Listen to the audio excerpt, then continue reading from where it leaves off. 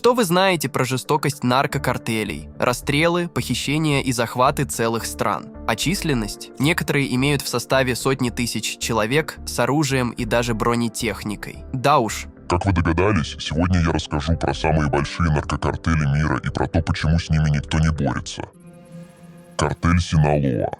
И чтобы не ходить вокруг да около, начну с самого опасного на текущий момент. Знакомьтесь, картель Синалоа – одна из самых могущественных и старейших наркогруппировок в Мексике, которая контролирует от 60 до 90% рынка наркотиков в США, что включает поставки метамфетамина, кокаина, героина и марихуаны. Неплохо, да? Свои корни картель берет из 60-70-х годов 20 века, когда жители штата Синалоа занимались фермерством и контрабандой, используя благоприятный климат и плодородные земли для выращивания мака и марихуаны. Преобразование растительного сырья в наркотики происходило при помощи примитивных технологий, но со временем картель Синалоа вырос в глобальную преступную сеть. Специалисты описывают картель как огромного осьминога, разветвляющегося из мексиканской провинции во все уголки мира, генерирующего колоссальные доходы. О каких суммах может идти речь? Триллионы долларов. Золотой жилой картеля стали мексиканские горы Сьерра-Мадре, где в уединении природы на больших территориях культивируют мак и марихуану в промышленных масштабах. Цены на продукцию значительно выросли, и картель активно распространяет наркотики через крупные мексиканские города, в том числе Пуэбло, Тихуану и Мехико, и дальше, в США, используя подземные туннели, подводные лодки, быстроходные катера и частные самолеты. По данным журналистов, картель обладает контролем над более чем 120 подземными туннелями. Куда смотрит полиция? А куда ей скажут в картеле? Нет. Иногда бывают порывы борьбы с наркопреступностью, но вместо одного закрытого канала поставки появляется десяток новых. Когда в 90-е на рынке появился метамфетамин, между картелями начались настоящие войны. Способы устранения соперников были жестоки, а прибыли от этого бизнеса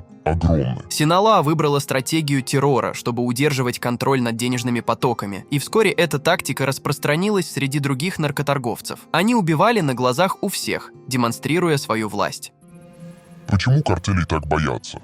И сразу, на примере Синалоа, хочу объяснить, почему картели фактически управляют страной. Местные лидеры наркотрафика всегда стараются договориться с полицией, властями и местными людьми, но делают лишь одно предложение. Отвергая его, человек подписывает себе смертный приговор. Нет, храбрецы находятся постоянно. Некоторые местные жители даже вооружались и пытались дать отпор, но часто становились жертвами наемных убийц картеля, сикарио, которые не щадят ни врагов, ни случайных граждан. И к ужасу простых людей картели действуют показательно жестоко. Ты отказался от денег, а вырезали твоих детей и родителей, выкинув их головы тебе на порог дома. Иногда наркокартели сами ищут помощников среди местных, конечно, не из благих побуждений. За выполнение поручений хорошо платят, а для людей это единственный шанс поднять уровень своей жизни. Да и про отказ я уже сказал. Но самое ужасное в наркокартелях, что они постоянно враждуют между собой, ведь идет борьба за сумасшедшие деньги, а под замес могут попадать целые города, которые становятся ареной-перестрелкой. Дальше вы поймете масштабы этой проблемы. Картель Бельтран-Лейва.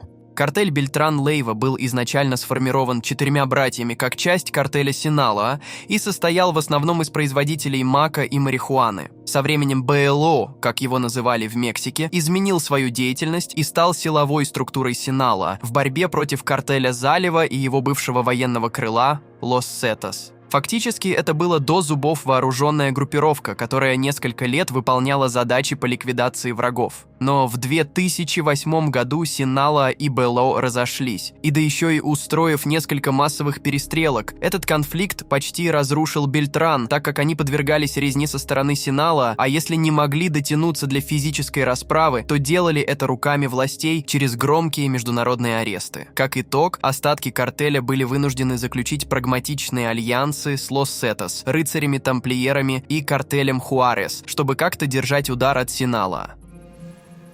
Тихуанский картель.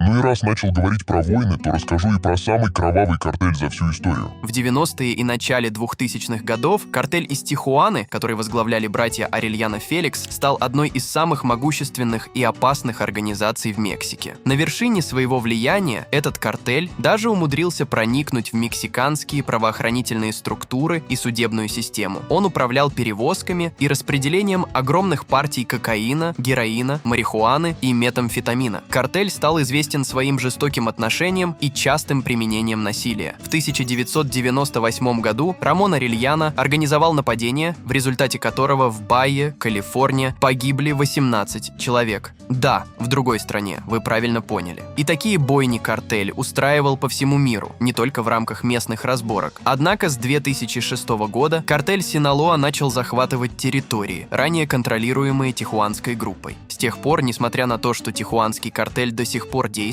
он значительно ослаб из-за точечных убийств ключевых фигур в верхушке банды, арестов, внутренних распрей и возросшего давления со стороны Синалоа. Сейчас тихуанский картель состоит из нескольких ячеек, но по жестокости им по-прежнему нет равных.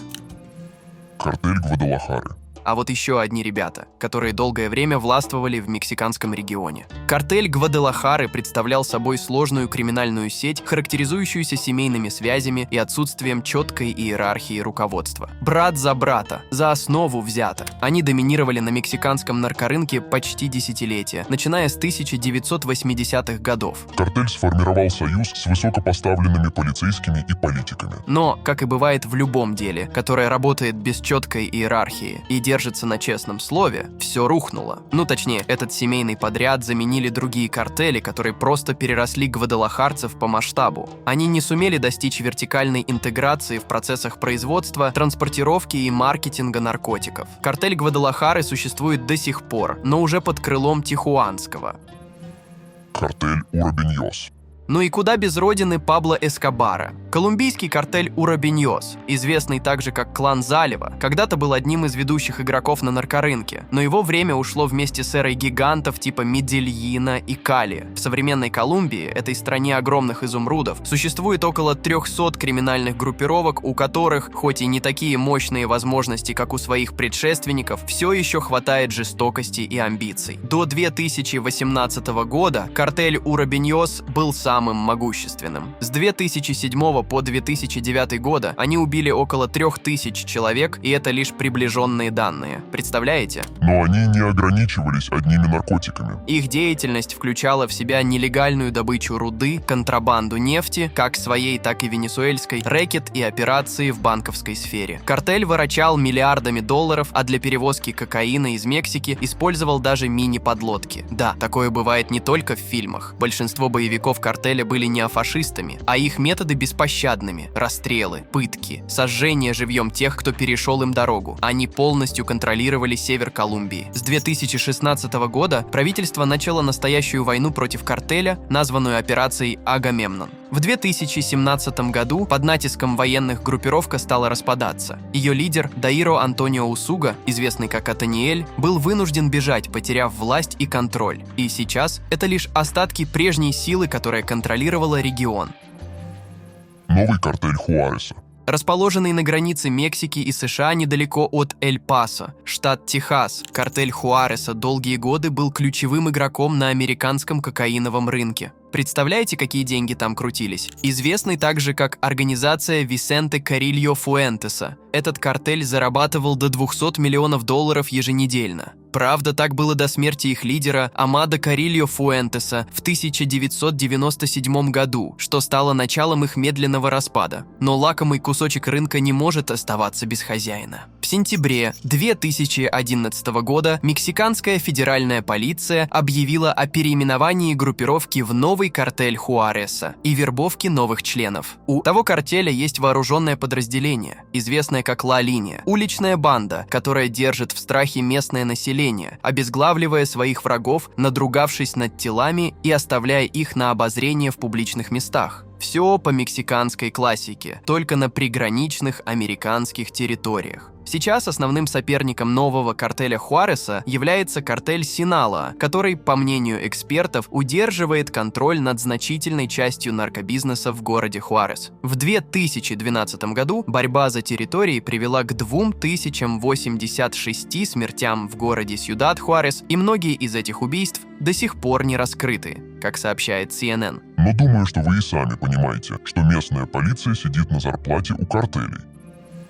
Картель Тамплиеров. Картель Тамплиеры, еще один из наиболее известных и жестоких наркокартелей, начал свою деятельность с резонансного акта насилия. Первую жертву повесили над дорожным путепроводом, прикрепив записку, обвиняющую погибшего в похищении. Этот акт сразу же обозначил их как неимоверно жестокую группу, не уступающую другим наркосиндикатам по брутальности. Название картеля Тамплиеры вдохновлено рыцарями-защитниками Иерусалима в Средневековье. Эта организация появилась в 2010 году после смерти Назарио Морено, лидера Ла Фамилия Мичоакана. Не теряя времени, тамплиеры активно заявили о себе, развесив по всему штату более 40 наркомантелей, баннеров с сообщениями о защите порядка и борьбе против грабежей, похищений и вымогательства. Эти баннеры также предупреждали конкурирующие организации о защите Мичоакана от их вторжений. По оценкам экспертов, такой подход, напоминающий действия Робин Гуда, сделал членов картеля почти народными героями в глазах некоторых местных жителей.